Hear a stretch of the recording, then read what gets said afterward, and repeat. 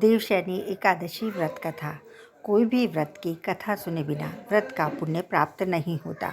भगवान विष्णु का देवशयनी एकादशी पर कथा सुने, व्रत करें और पुण्य पाएं। इससे सुख, समृद्धि और आध्यात्मिक शांति मिलती है।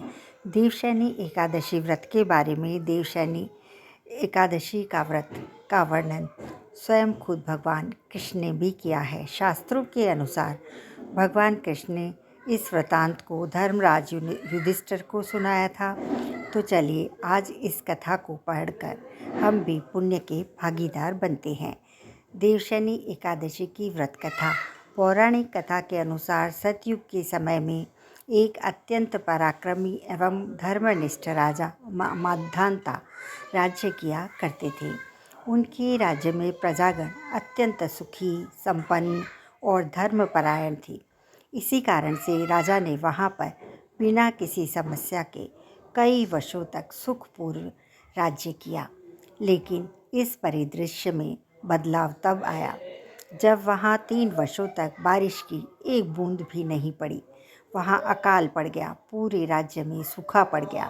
पूरा राज्य अकाल की भयंकर समस्या से जूझने लगा और इन 3 वर्षों में अन्न और फल का एक दाना भी नहीं उपजा। ऐसे में राजा की धर्मनिष्ठा और प्रजा का वात्सल्य पर भी प्रश्न उठने लगे।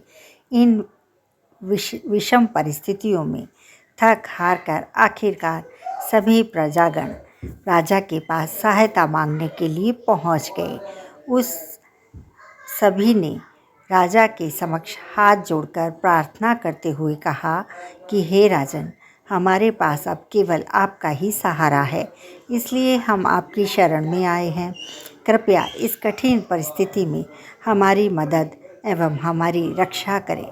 प्रजा की प्रार्थना सुनकर राजा ने कहा कि शास्त्रों में वर्णित है कि यदि कोई राजा अधर्म का अनुसरण करता है तो उसका दंड उसकी प्रजा को भुगतना पड़ता है। मैं अपने भूत और वर्तमान पर गहन चिंतन कर चुका हूँ, लेकिन मुझे फिर भी ऐसा कोई पाप याद नहीं आ रहा। लेकिन फिर भी प्रजा के हित के लिए मैं इस स्थिति का निवारण अवश्य करूँगा। यह संकल्प लेकर राजा अपनी सेना के साथ वन की ओर निकल पड़े। जंगल में विचरण करते हुए वे अंगिरा ऋषि के आश्रम में पहुँच गए। राजा ने ऋषि को प्रणाम किया और ऋषिवर ने राजा को आशीर्वाद देते हुए जंगल में आने का कारण पूछा। राजा ने बड़े दुखी मन से ऋषि मुनि को अपनी समस्या बताई।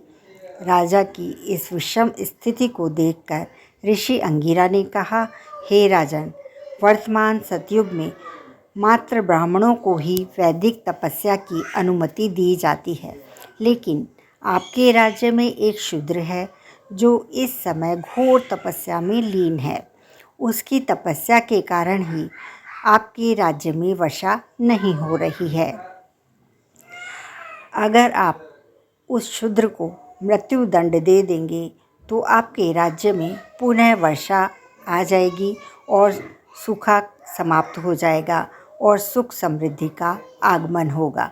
ऋषि की बात सुनकर राजा ने हाथ जोड़कर कहा, हे ऋषिवर, मैं एक अपराध मुक्त तपस्वी को दंड नहीं दे पाऊंगा।